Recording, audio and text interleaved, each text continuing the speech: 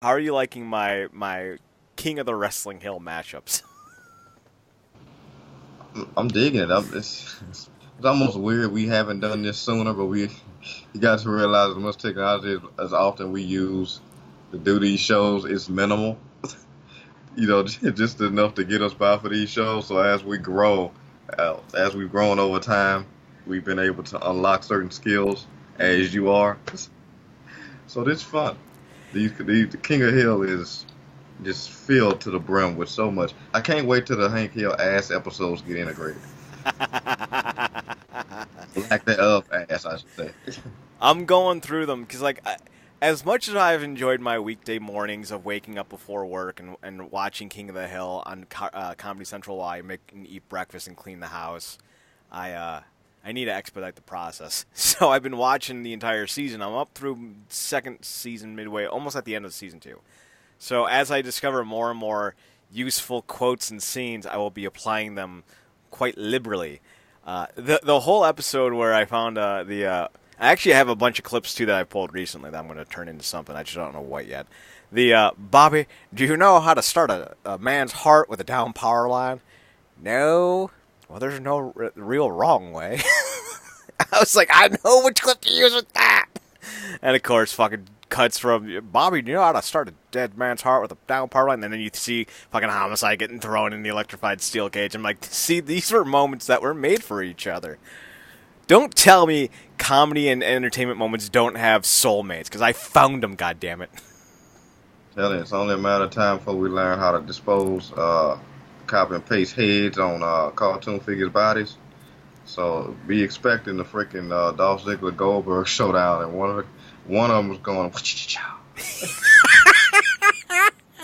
I know how to do it, but I don't know how to do it in a way that's not desperately time consuming. Although, for that one moment, I may just do it. I'll spend the 2.5 hours of putting the head in every single scene. Um, yeah, so apparently banging porn stars is the new hip thing. Thanks, Rob Van Dam.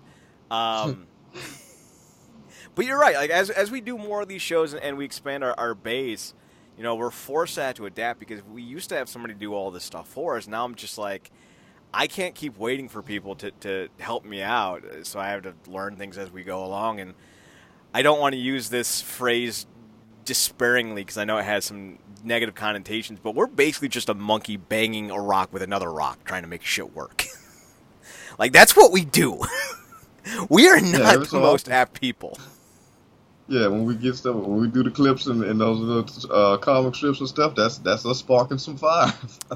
That is like peak intelligence. Like that's like Luann having an intelligent thought. It happens once a season. When it does, you're like, wait, what? So, speaking of intelligent thoughts, I've been saying for a long time that Fox is not putting a lot of emphasis on SmackDown for several reasons. One of which being that they know that SmackDown's not going to bring in the huge numbers that they need to on Friday nights in that time slot to justify being signed. We looked at the numbers for Last Man Standing when they came back. I don't even know what's happening with their next season on Fox, but right now it's kind of in the air to the best of my knowledge. They were pulling in about 6.5, 7 million views on their first season on Fox. That's not too surprising. The show is geared towards more of a Midwest conservative environment, and Fox is basically Midwest conservative unless you're watching Sunday nights, and then they have all the cartoon animation stuff.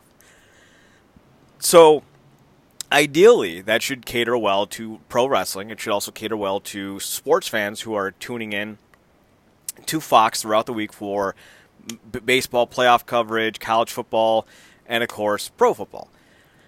But one of the big issues is that SmackDown has been routinely getting 2 million or less viewers on USA for a bulk of the year, and the difference between viewership between USA and Fox is about 15%.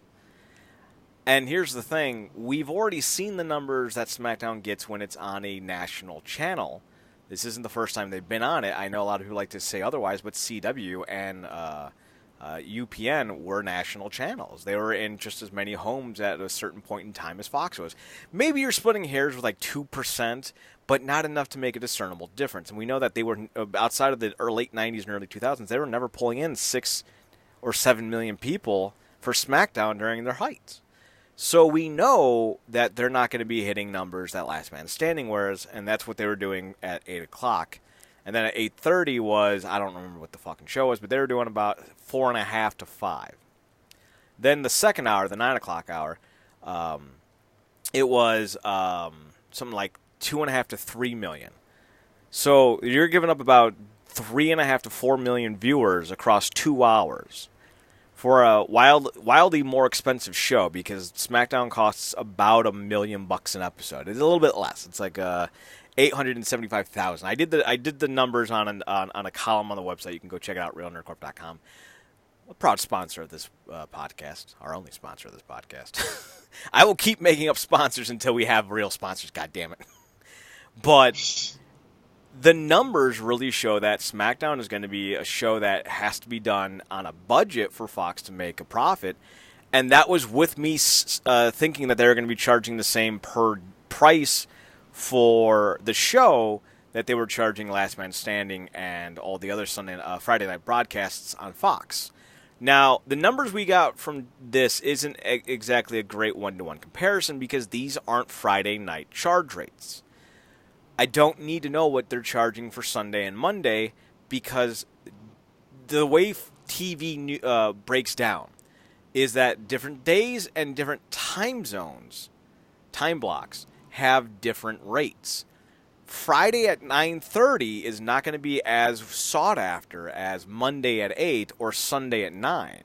Those are going to be a higher price point. So I'm not that worried with there being a less of a charge for that Friday block. What I want to know is, what was Kitchen Nightmare doing, or whatever that Gordon Ramsay show is? What was Last Man Standing doing? What was the 8:30 doing last fall? That's the numbers that I want, and that's not the numbers we're getting, because sometimes I think Dave Meltzer doesn't actually understand as much as he claims to.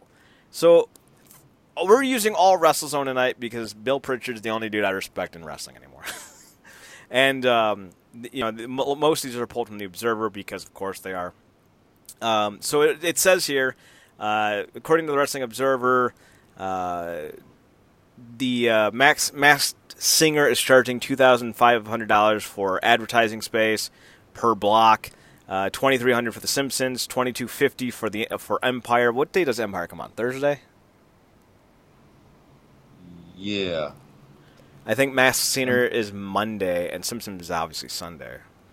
Let's see. Because I think they changed nights, because they was on Wednesday nights, but they're airing their final season. So, no, they're on Tuesdays at 9, 8 Central. Okay, so if I remember correctly, the Masked Singer's on Monday. So you can see that there are different price points for these shows. Now, this is $2,500 for the Masked Singer per advertising block. So there's 5 commercials between every break. So that's 5 blocks per commercial break. So you're looking at, anywhere from $10,000 to $12,000 per commercial break that you could potentially be earning. So, and some of these I think are low, because I know for a fact that it's a lot more expensive to advertise for television than you realize. And this is actually quite affordable. We could probably advertise that. But the problem is you have to pay for like a block of weeks at that time slot. So it's not just like you just can't pay for one 9 o'clock break. Like, that's not how it works. So SmackDown is apparently being charged $1,100 per cost per point of demographic rating. So I think what that essentially means that for every cost per point of demographic rating, I think that sounds like for every rating it gets, that's how much it costs. So it's actually could be a nice steep pull for a lot of these. So like if you pull in 2 million people, that's 2.0. Multiply that by 2,500, and that's not too shabby. So with that being said, it does look like Fox isn't really giving too much weight to SmackDown, but also, again, I point out how much was the Friday night blocks being charged. I don't know, and that's part of the problem, is that Dave Meltzer really didn't do that great of a job running down the stats, or the people who are lifting the information didn't do a great job lifting the information. But there is kind of something to take away with this, because we've already told you that SmackDown's not going to do great on Friday nights on Fox. Wrestling fans will see a rating go up. I think you'll probably get around a 2.3 to a 2.7. You might even get a 3.0 on the debut episode, which is this coming Friday, correct?